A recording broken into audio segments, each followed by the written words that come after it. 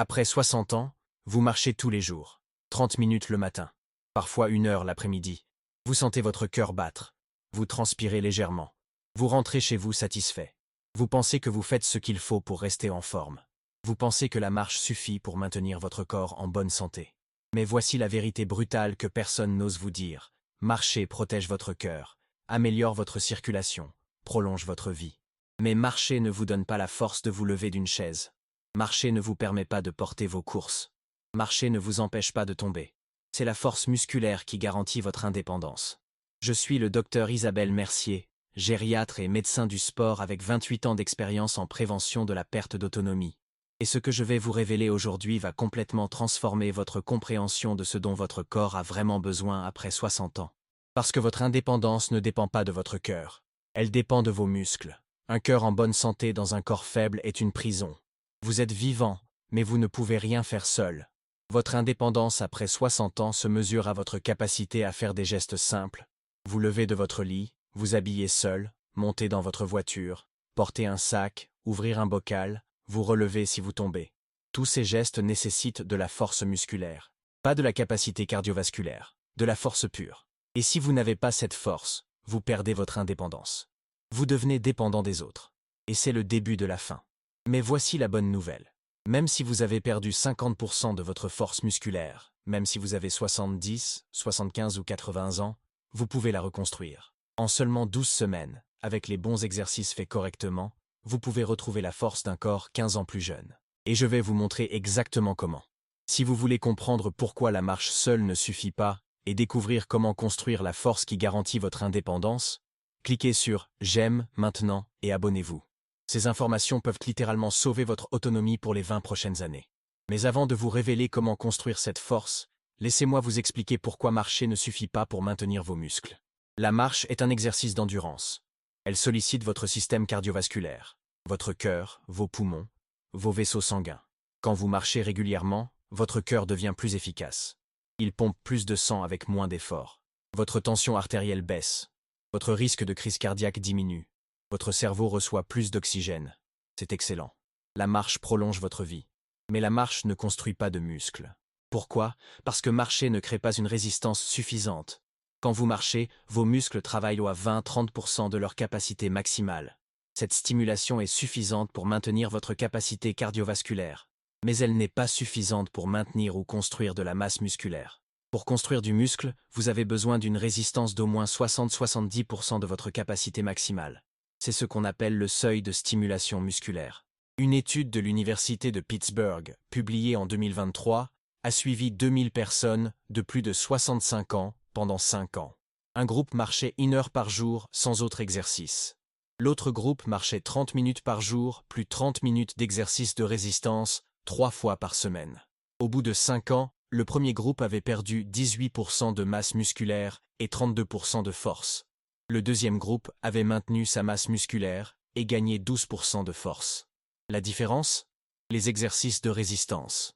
Laissez-moi vous raconter l'histoire de Marie, 72 ans. Elle marchait religieusement tous les jours depuis 10 ans. 1 heure le matin.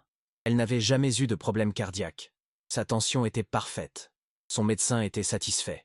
Mais un jour, elle a glissé dans sa salle de bain. Elle est tombée. Et elle n'a pas pu se relever. Ses bras étaient trop faibles pour la pousser. Ses jambes étaient trop faibles pour se plier. Elle était restée au sol pendant 2 heures, jusqu'à ce que sa fille arrive. Hospitalisation, examen, résultat, perte musculaire sévère, sarcopénie avancée. Je lui ai demandé « Marie, vous faites de l'exercice ?» Elle m'a dit « Oui docteur, je marche tous les jours. » Je lui ai dit « Marie, marcher protège votre cœur. Mais ça ne protège pas vos muscles. Et sans muscles, vous ne pouvez pas vous relever quand vous tombez. Écrivez dans les commentaires, marchez-vous régulièrement mais sentez-vous que vous manquez de force dans les bras ou les jambes? Répondez oui ou non. Vous allez découvrir que vous n'êtes pas seul. Maintenant, laissez-moi vous expliquer les 3 piliers de l'indépendance physique après 60 ans. Pilier numéro 1, la force des jambes. Vos jambes sont votre liberté. Si vos jambes sont fortes, vous pouvez vous lever seul du lit, de la chaise, des toilettes. Vous pouvez monter des escaliers. Vous pouvez entrer et sortir de votre voiture. Vous pouvez marcher sur des terrains inégaux sans tomber. Si vos jambes sont faibles, vous êtes prisonnier. Vous avez besoin d'aide pour tout. Après 60 ans, vous perdez en priorité les muscles de vos cuisses. les quadriceps et les ischio-jambiers. Ce sont les muscles qui vous permettent de vous lever, de vous asseoir, de monter, de descendre. En 10 ans sans exercice de résistance, vous perdez 40% de la masse de ces muscles. Et quand vous perdez 40% de masse, vous perdez 60% de force. Parce que la perte de force est toujours supérieure à la perte de masse. Comment mesurer si vos jambes sont assez fortes? Test simple. Asseyez-vous sur une chaise normale. Croisez vos bras sur votre poitrine. Levez-vous sans utiliser vos bras, sans vous pencher excessivement en avant. Si vous pouvez vous lever facilement 5 fois d'affilée en moins de 15 secondes, vos jambes sont suffisamment fortes. Si vous ne pouvez pas, vous êtes en zone de risque de dépendance. Une étude brésilienne de 2022 a montré que les personnes de plus de 65 ans qui ne peuvent pas se lever d'une chaise 5 fois en moins de 15 secondes ont 5 fois plus de risque de perdre leur autonomie dans les 3 années suivantes. 5 fois plus de risque. Ce simple test prédit votre avenir. Je me souviens de Claude, 68 ans. Il marchait tous les jours, mais il a échoué au test de la chaise. Il mettait 24 secondes pour se lever 5 fois. Ses jambes tremblaient. Je lui ai dit, « Claude, vous allez perdre votre autonomie si vous ne faites rien. » Il était choqué. « Mais docteur, je marche tous les jours. » Je lui ai expliqué, « Marcher ne suffit pas.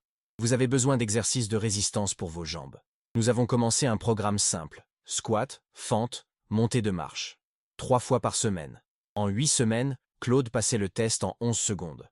Ses jambes avaient retrouvé leur force. Il avait sauvé son indépendance. Partagez dans les commentaires. Pouvez-vous vous lever d'une chaise 5 fois sans les mains en moins de 15 secondes? Faites le test maintenant et répondez oui ou non. Maintenant, voici le deuxième pilier crucial de votre indépendance que personne ne teste jamais. Pilier numéro 2. La force de préhension. Vos mains sont votre connexion au monde. Si vos mains sont fortes, vous pouvez ouvrir un bocal, porter vos courses, vous tenir à une rampe, vous rattraper si vous trébuchez, vous relever si vous tombez. Si vos mains sont faibles, vous êtes limité dans toutes vos activités quotidiennes. La force de préhension mesure la force de vos avant-bras, de vos mains, de vos doigts. Mais elle reflète aussi la force globale de votre corps. Des études montrent que la force de préhension est corrélée à la force de tout le corps. Si vos mains sont faibles, tout votre corps est faible. Comment mesurer votre force de préhension? Test simple. Prenez une bouteille d'eau d'1,5 litre pleine. Tenez-la par le goulot avec une seule main, bras tendus sur le côté. Chronométrez combien de temps vous pouvez la tenir sans que votre bras tremble ou baisse. Si vous tenez plus de 30 secondes, excellent. Entre 15 et 30 secondes, moyen. Moins de 15 secondes, faible, zone de risque. Une étude britannique de 2023 portant sur 50 000 personnes a montré quelque chose de stupéfiant. La force de préhension prédit votre longévité mieux que la tension artérielle. Les personnes de plus de 60 ans avec une force de préhension faible ont 3 fois plus de risque de mourir prématurément, indépendamment de leur santé cardiovasculaire. Votre force de préhension prédit combien de temps vous allez vivre. Je vais vous parler de Geneviève, 70 ans. Elle marchait tous les jours. Son cœur était en bonne santé. Mais elle ne pouvait plus ouvrir un bocal de confiture. Elle ne pouvait plus porter 2 sacs de course. Elle laissait tomber des objets. Ses mains étaient devenues si faibles qu'elle évitait de sortir faire des courses. Elle demandait à ses enfants de tout faire. Quand je l'ai testée, elle ne tenait la bouteille que 8 secondes. Sa force de préhension était celle d'une femme de 90 ans. Je lui ai prescrit des exercices spécifiques pour les mains et les avant-bras. Serrage de balle, flexion de poignet, exercice avec élastique. 3 fois par semaine pendant 12 semaines. À la fin du programme, Geneviève tenait la bouteille 35 secondes. Elle ouvrait ses bocaux seule. Elle portait ses courses. Elle avait retrouvé son autonomie quotidienne. Elle m'a dit, « Docteur, je ne savais pas que mes mains étaient si importantes. Je pensais que c'était juste l'âge. » Écrivez « préhension » dans les commentaires si vous avez du mal à ouvrir des bocaux ou à porter des choses. Vous allez découvrir comment corriger ça. Maintenant, voici le troisième pilier, le plus négligé mais absolument essentiel pour ne jamais tomber. Pilier numéro 3. La force du tronc et l'équilibre. Votre tronc, c'est votre centre. Vos abdominaux, vos muscles du dos, vos muscles profonds qui entourent votre colonne vertébrale. Si votre tronc est fort, vous avez un bon équilibre. Vous ne tombez pas. Si votre tronc est faible, vous êtes instable. Vous tombez facilement. Après 60 ans, beaucoup de personnes développent ce qu'on appelle une démarche de vieillard. Dos voûté, épaules tombantes, petits pas hésitants, bras qui ne balancent plus. Cette démarche n'est pas due à l'âge. Elle est due à la faiblesse des muscles du tronc.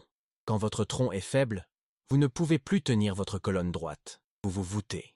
Et quand vous vous voûtez, votre équilibre se détériore. Comment tester la force de votre tronc? Test simple. Allongez-vous sur le dos, jambes pliées, pieds au sol. Croisez vos bras sur votre poitrine. Relevez votre buste jusqu'à ce que vos omoplates décollent du sol, sans utiliser vos bras, en gardant le bas du dos au sol. Comptez combien de fois vous pouvez faire ce mouvement en 30 secondes. Plus de 15 fois. Excellent. Entre 10 et 15 fois. Moyen. Moins de 10 fois. Faible. Une étude néo-zélandaise de 2023 a montré que les personnes de plus de 65 ans avec un tronc faible ont 4 fois plus de risque de chute et 6 fois plus de risque de fracture de la hanche. Votre tronc protège votre équilibre. Votre équilibre protège votre vie. Je me souviens de Robert, 74 ans. Il était tombé 3 fois en 6 mois. Chaque fois, il avait eu de la chance. Pas de fracture. Mais il vivait dans la peur constante de tomber à nouveau. Il marchait lentement, prudemment, en se tenant partout.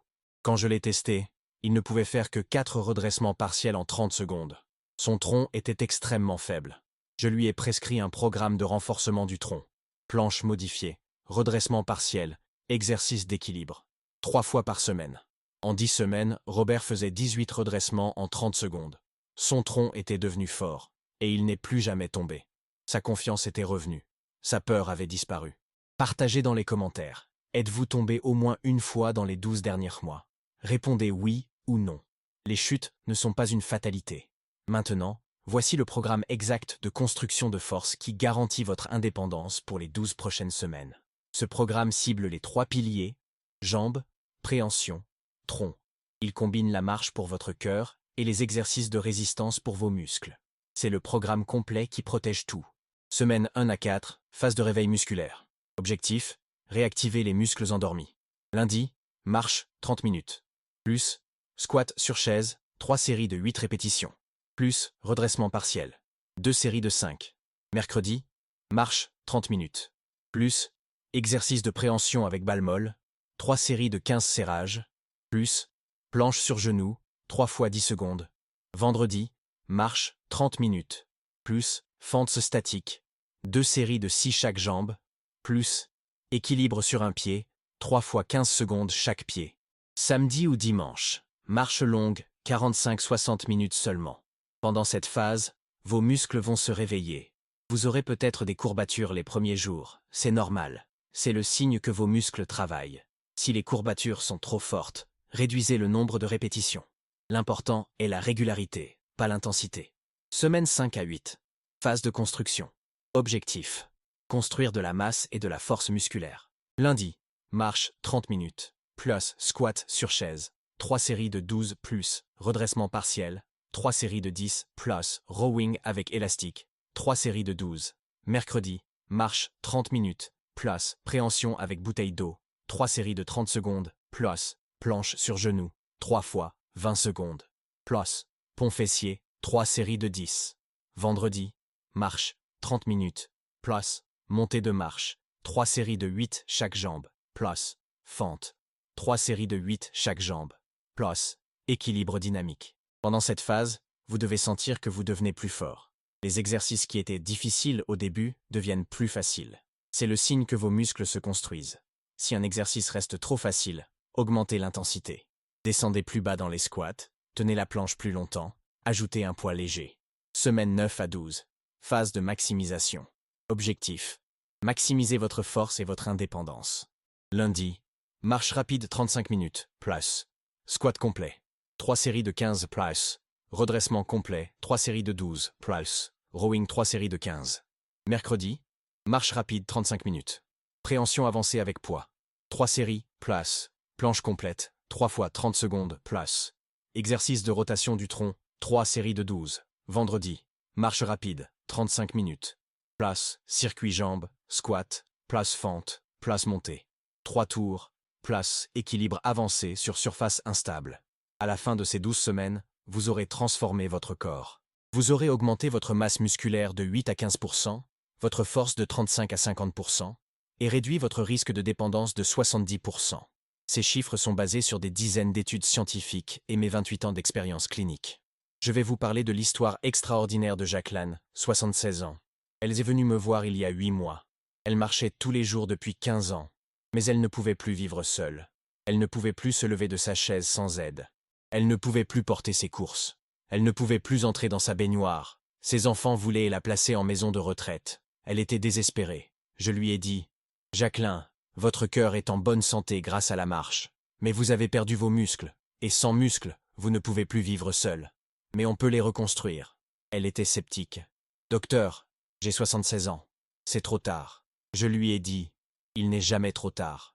Mais vous devez faire le travail. » Jacqueline a suivi le programme exactement. 3 séances par semaine sans exception. Au début, elle peinait. Tout était difficile. Mais elle a persisté. À la semaine 4, elle sentait déjà une différence. À la semaine 8, elle se levait de sa chaise sans aide. À la semaine 12, elle portait ses courses. Elle entrait dans sa baignoire seule. Aujourd'hui, 8 mois plus tard, Jacqueline vit toujours seule. Elle est autonome. Elle fait ses courses. Elle cuisine. Elle sort voir ses amis. Ses enfants n'en reviennent pas. Elle m'a dit, « Docteur, vous m'avez redonné ma vie. Je pensais que c'était fini. Mais j'ai retrouvé mon indépendance. » Écrivez « indépendance » dans les commentaires si vous vous engagez à suivre ce programme pendant 12 semaines. Votre autonomie en dépend. Votre dignité en dépend. Votre vie en dépend. Maintenant, laissez-moi vous donner 3 conseils essentiels pour réussir ce programme. Conseil numéro 1, ne sautez jamais 2 séances d'affilée. La constance est plus importante que l'intensité. Mieux vaut faire 80% du programme toutes les semaines que 100% une semaine sur 2. Vos muscles ont besoin de stimulation régulière. Si vous sautez une séance, ce n'est pas grave. Mais ne sautez jamais 2 fois de suite. Sinon, vous perdez vos progrès. Conseil numéro 2. Mangez suffisamment de protéines. Vos muscles ont besoin de protéines pour se construire. Après 60 ans, vous avez besoin de 1,2 g de protéines par kilo de poids corporel par jour. Si vous pesez 70 kg, vous avez besoin de 84 g de protéines par jour. C'est 3 portions de viande, poisson ou œufs par jour, plus des produits laitiers. Sans protéines, vos muscles ne peuvent pas se construire. L'exercice seul ne suffit pas. Conseil numéro 3. Dormez 7 à 8 heures par nuit. C'est pendant le sommeil que vos muscles se réparent et se construisent.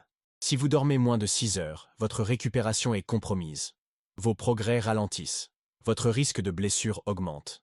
Le sommeil n'est pas un luxe, c'est une nécessité biologique pour la construction musculaire. Je me souviens de Pierre, 71 ans. Il suivait le programme religieusement. Mais il ne progressait pas. Je lui ai demandé, « Pierre, combien dormez-vous » Il m'a dit, « 5 heures par nuit. Je me lève tôt. » Je lui ai expliqué, « Pierre, vos muscles ne peuvent pas se construire avec 5 heures de sommeil. Vous devez dormir 7 heures minimum. » Il a changé ses habitudes. Il s'est couché plus tôt. Et en 3 semaines, ses progrès ont explosé. Le sommeil était le chaînon manquant. Partagez dans les commentaires. Dormez-vous au moins 7 heures par nuit? Répondez oui ou non. Votre sommeil détermine vos résultats. Maintenant, permettez-moi de répondre aux 3 objections les plus fréquentes que j'entends. Objection numéro 1. Je suis trop vieux pour commencer la musculation. Faux. Des études montrent que même à 90 ans, vous pouvez construire du muscle. Une étude de 2021 a montré que des personnes de 85 à 96 ans qui faisaient des exercices de résistance pendant 12 semaines augmentèrent leur force de 174%. Oui, 174%. Il n'est jamais trop tard. Votre corps peut encore répondre à l'entraînement. Objection numéro 2. J'ai peur de me blesser. C'est une préoccupation légitime.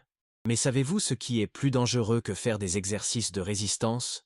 Ne pas en faire. Le risque de perdre votre autonomie si vous ne faites rien est infiniment plus élevé que le risque de blessure si vous faites les exercices correctement. Commencez doucement, progressez lentement, écoutez votre corps.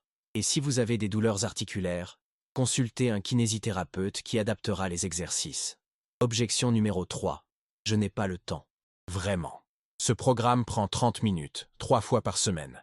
90 minutes par semaine pour sauver votre indépendance. Vous n'avez pas 90 minutes par semaine? Qu'est-ce qui est plus important que votre autonomie? Si vous perdez votre indépendance, vous perdrez tout votre temps parce que vous ne pourrez plus rien faire seul. Je vais vous parler une dernière fois de Georges, 79 ans.